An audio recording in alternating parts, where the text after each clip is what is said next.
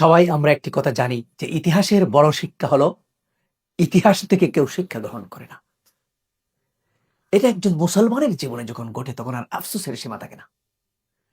আমরা জানি যারা আমরা বিভিন্ন রাজনৈতিক দল করি, রাজনৈতিক দলের নেতা কর্মী, ক্ষমতাসীন, প্রভাবশালী, প্রতাপশালী ব্যক্তি, তারা সবাই জানেন ফেরাউন কোজা, নমরুদ কোজা, কারণ কোজা, ফেরাউন নমরুদ কারণ কেউ আজকে দুনিয়াতে নাই। কত প্রভাব প্রতিপত্তির অধিকারী ছিলেন তারা, সম্পদ ক্ষমতার অধিকারী ছিলেন তারা। আজকের আধুনিক দেশে আজকে যারা সরকারি দল, অনেক ক্ষমতা যাদের আছে, তারা আগামীকালকে বিরোধী দল পালিয়ে বেড়াতে হচ্ছে। গতকালকে যারা ক্ষমতায় ছিলেন 10 বছর, 15 বছর, 20 বছর ক্ষমতায় থাকার পরেও দেখা যায় ক্ষমতা হাত থেকে চলে যায় এবং পালিয়ে বেড়াতে হয়। এই যে পরিণতি মানুষের জীবনে, এটা অনিবার্য।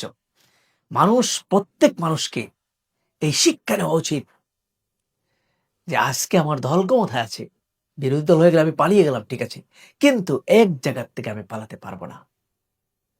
আমি মৃত্যুর হাত থেকে, আল্লাহর হাত থেকে পালাতে পারবো না।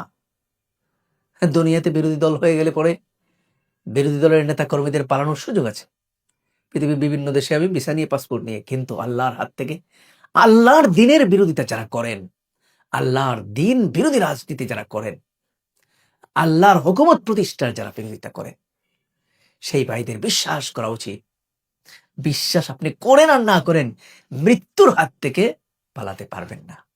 বিরোধী দল হয়ে সরকার থেকে পালিয়ে গেলেন, সরকার আপনাকে অ্যারেস্ট করতে না পারে, কিন্তু আল্লাহর পাকড়াও থেকে, অ্যারেস্ট হওয়ার থেকে আপনি কোনোদিন রেহাই পাবেন না।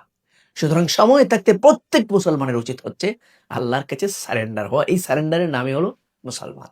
সারেন্ডারের মানেই হলো যে আল্লাহ, আমার ব্যক্তিগত, পারিবারিক, রাজনৈতিক জীবন সবকিছু আমি আপনার গোলাম, যেহেতু আপনার গোলাম হিসেবে আপনার বিধান মতেই এগুলো করব।